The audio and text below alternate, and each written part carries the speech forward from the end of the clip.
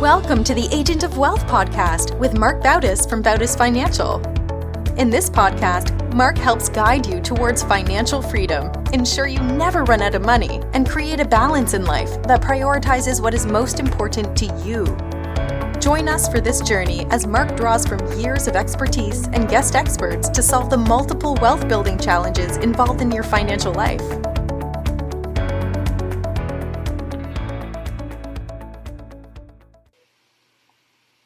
Welcome back to the Agent of Wealth podcast. This is your co-host, John Williams.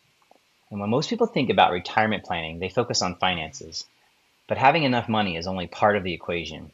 The ability to enjoy retirement often depends on something just as important: your health, mobility, and independence.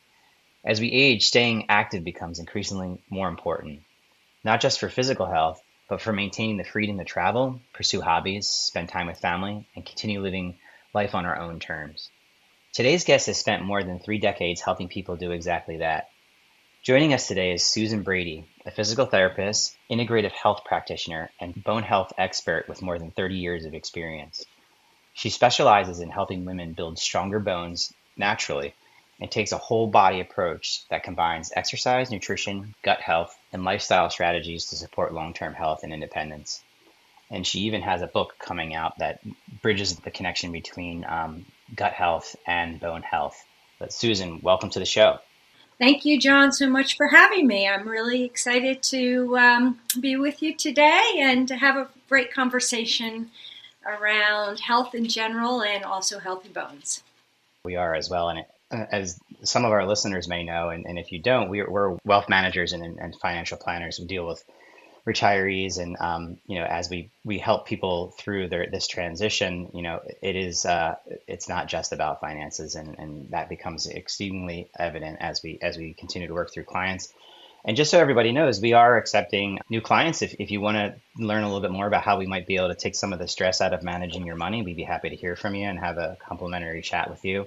Easy way to connect with us is to go to Bautis Financial, BAUTIS financial.com/call and set that call up.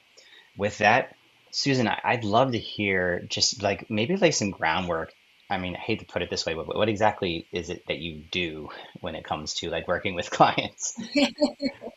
Well, I guess it's easiest to just give you an idea of how, where I started from and how I got to where I am today. So, as you said, I started my career as a physical therapist over 30 years ago. And I was working with a rheumatologist in his practice. And so rheumatology patients, they have significant musculoskeletal pain and inflammation, chronic health issues. And so I was seeing this one patient coming in for physical therapy, and she came in for regular treatment. She'd get temporary relief, but nothing really seemed to give her long-term improvement. And so she stopped coming to see me, and then one day, after I hadn't seen her for a while, I saw her in the hallway of the doctor's office, and I asked her how she was doing, and she says, "Oh, I'm so much better." And I'm like, wow. I'm like, how did you get better? And she said that she figured out that when she removed wheat and sugar from her diet, her pain and swelling dramatically improved. But when she ate those foods, all of her pain and swelling came back. Now you have to understand, this was in the early 1990s, right?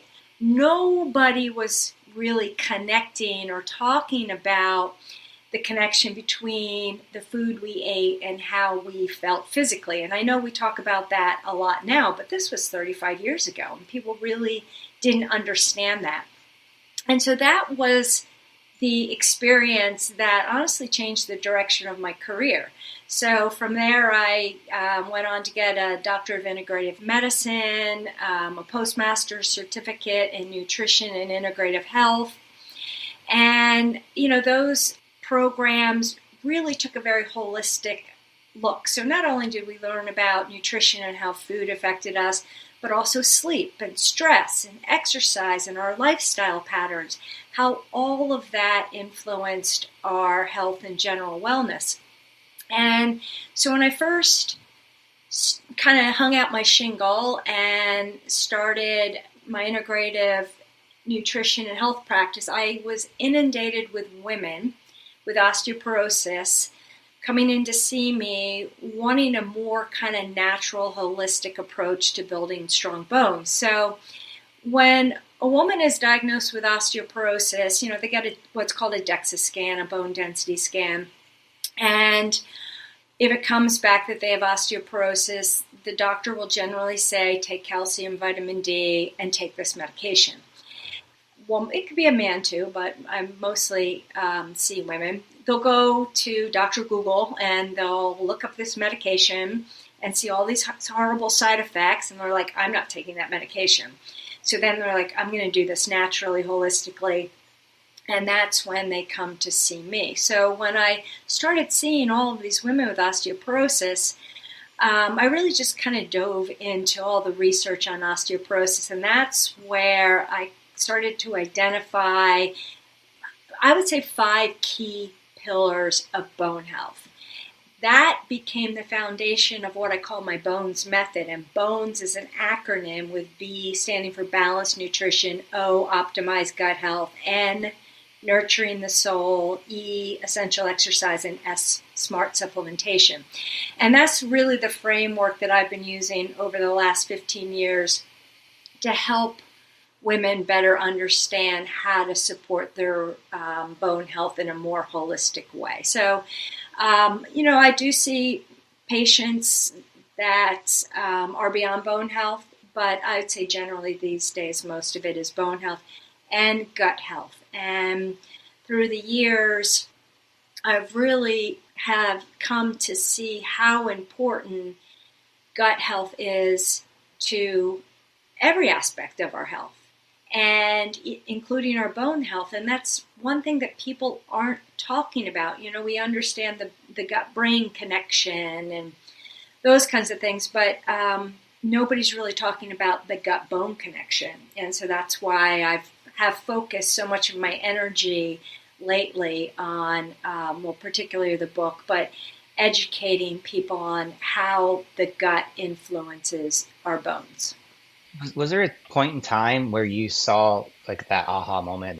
Like maybe you were working on gut health and you were also looking at bone health. Was there an aha moment where you saw, oh my gosh, I see a connection here between gut and bone? Yes, definitely. So, when I talk about gut health, I'm talking about the health of the entire digestive system.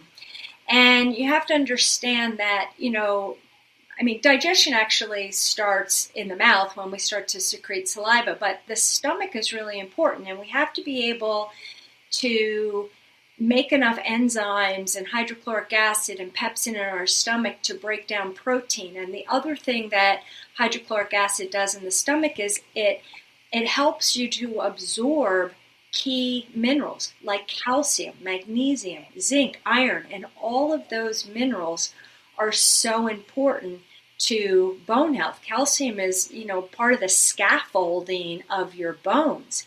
And so if you're not digesting well and not making enough hydrochloric acid, you can't absorb calcium.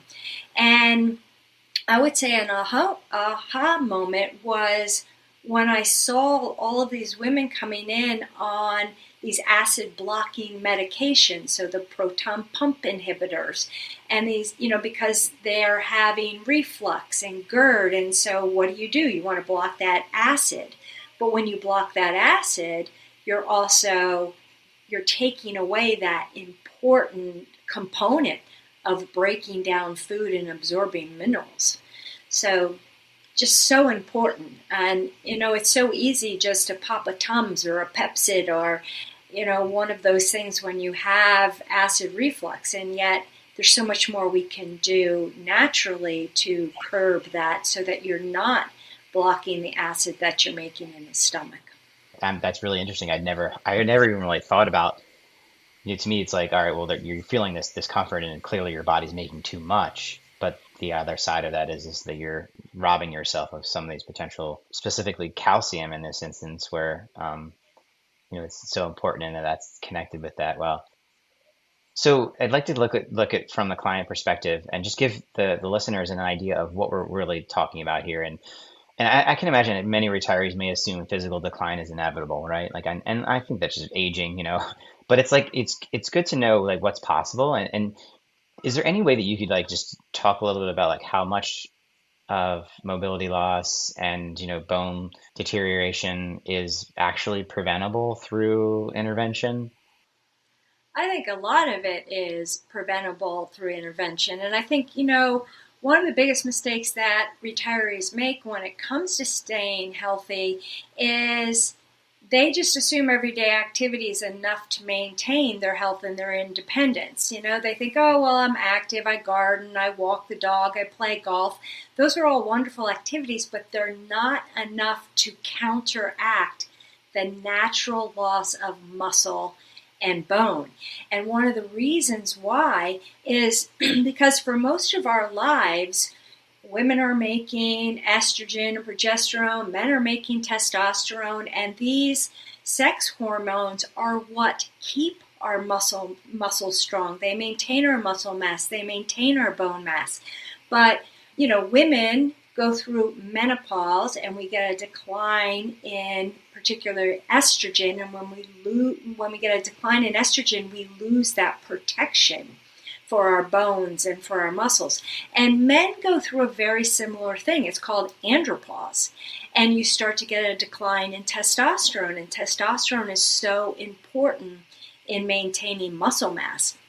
So, we have to do things to counteract that. So you may think that, you're getting enough activity with your daily activities, but you're not. You have to exercise. I mean, exercise to me is probably the most important thing to do as you're going through retirement, because that is the only way that you're going to maintain the muscle and the bone that you need to maintain mobility and independence.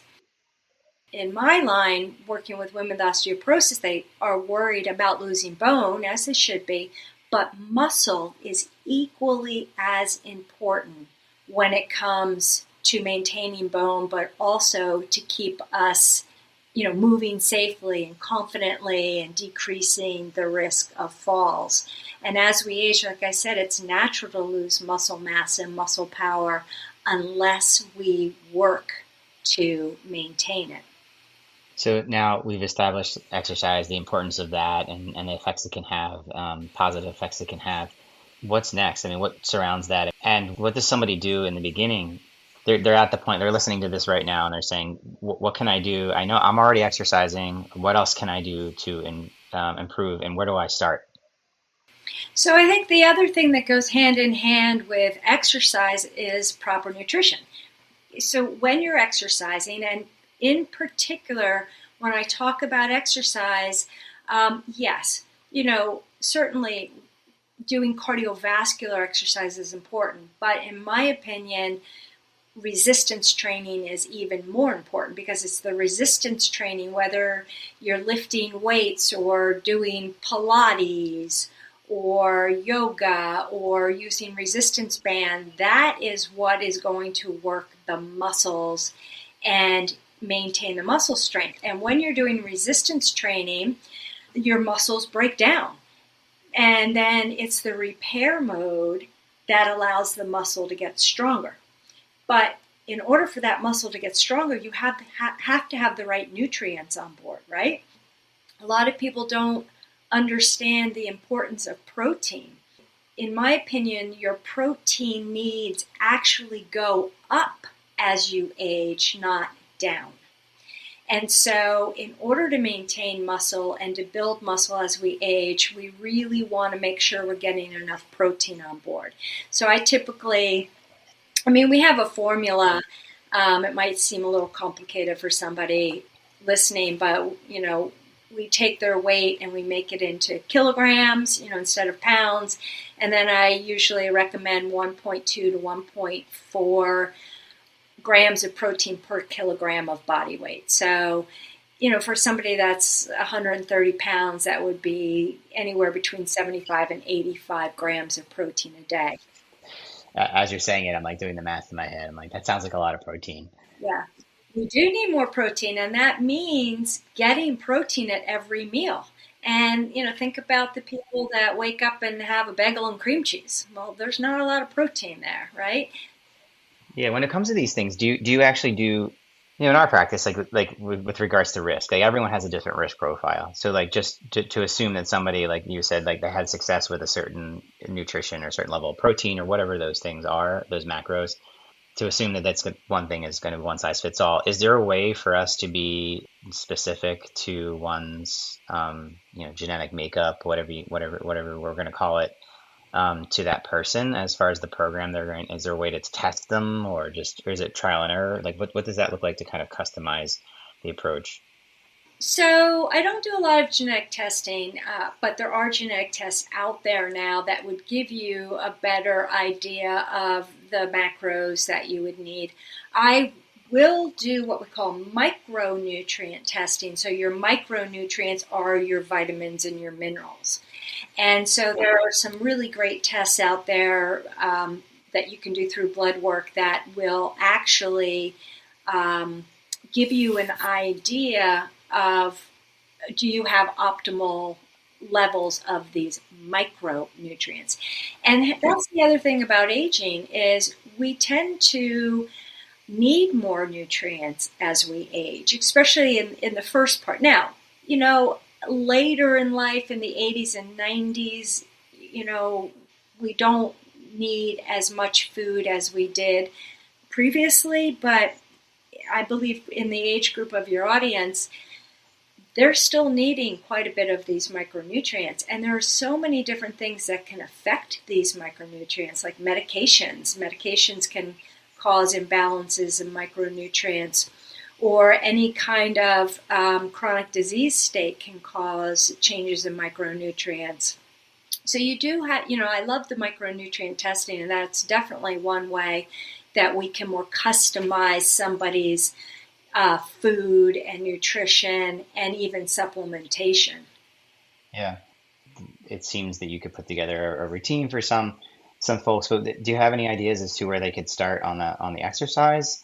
I mean, I can dream up, and everyone can dream up some ideas. But do you have some that you like, where someone maybe they haven't worked out in years? Do you have any like rules of thumb or some ideas for folks who are looking to get into it, where to start?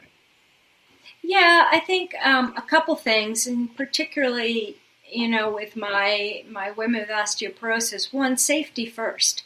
I don't want somebody that has never lifted weights before to go out and get a barbell and, start bench pressing 50 pounds, because they're going to Yeah. injure themselves.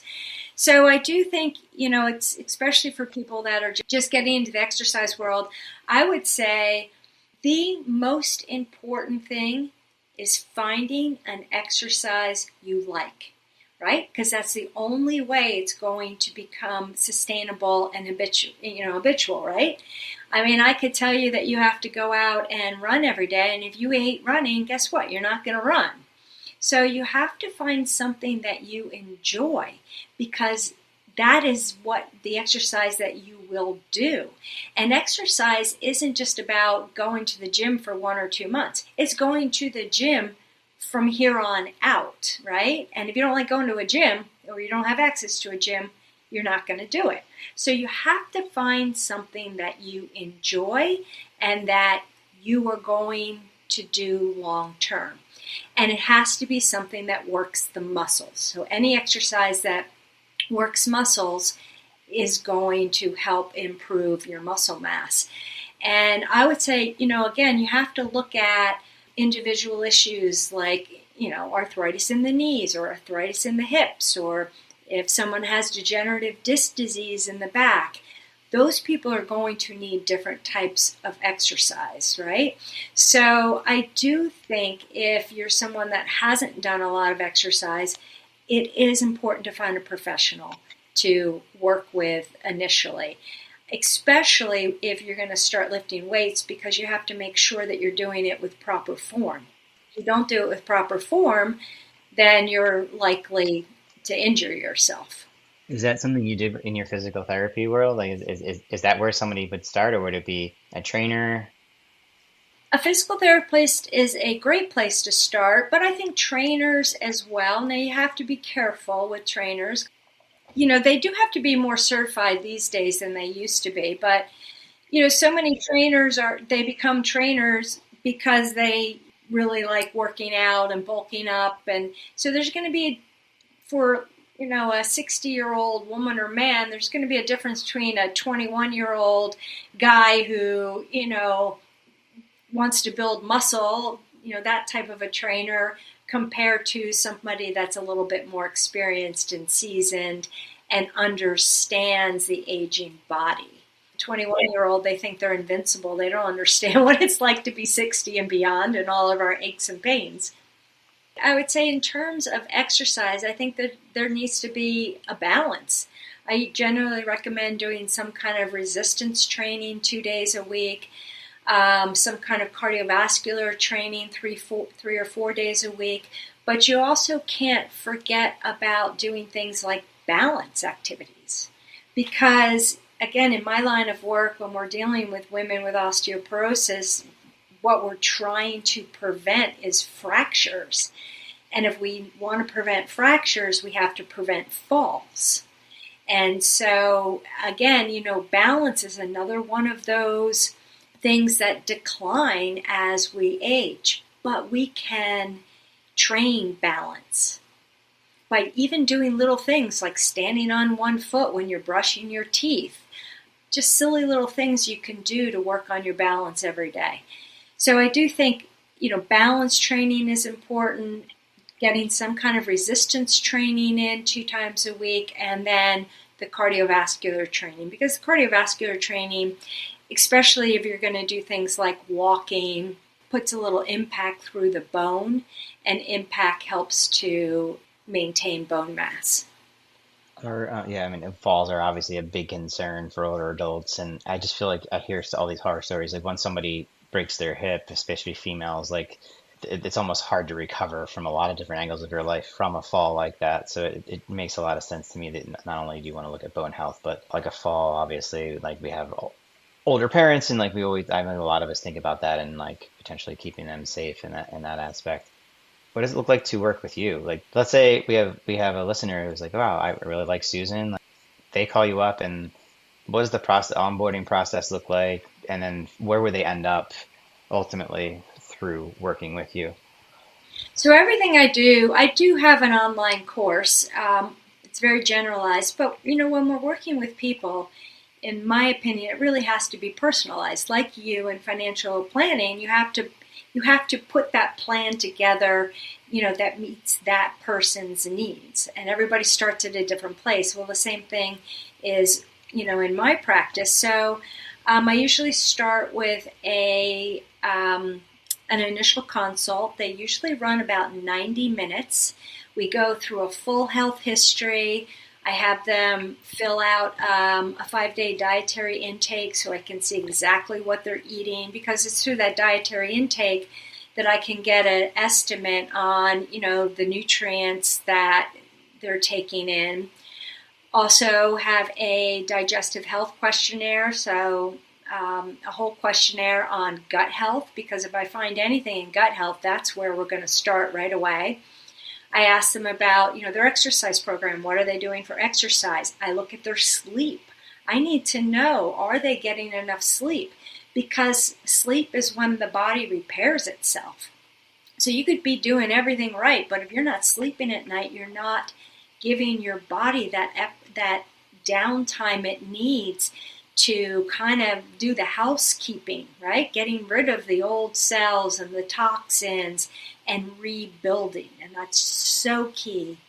And then the other thing that I look at is stress. I mean, when we are stressed, we secrete a hormone called cortisol. And cortisol is what we call a catabolic hormone. So it causes tissue breakdown. And bone is tissue like any other tissue in the body. So if I, see somebody that's got chronic stress, we've got to deal with that. So anyway, I look at it all. And then by the end of the initial consultation, we prioritize. What is our number one priority? And if the person isn't sleeping, that is going to be my number one priority, is working with that person on what we call sleep hygiene to, get them sleeping. So again, it's very individualized. We do this 90-minute consult. We figure out the person's priorities, and that's where we start. And it doesn't mean that, eventually somebody wouldn't need some advice on exercise or nutrition. But for instance, the example, I was talking about, if they're not sleeping, exercise and nutrition means nothing, So that's kind of how I work. And then just depending, again, on what the person needs from me, I have a lot of people that say, give me a program and I'll see you in 6 months. And I have other people that say, let's recheck in 1 month. So it's all very much individualized and based on what the person needs from me. Excellent. I'd like to shift gears here and give you an opportunity to plug your book. That's exciting stuff. It sounds like it's coming out in September. Yes. So I think there's more and more coming out in regards to the importance of gut health when it comes to whole body health. And, I knew early on, 15 years ago, I knew that digestion was important and gut health was important. And it was always one of my core foundations.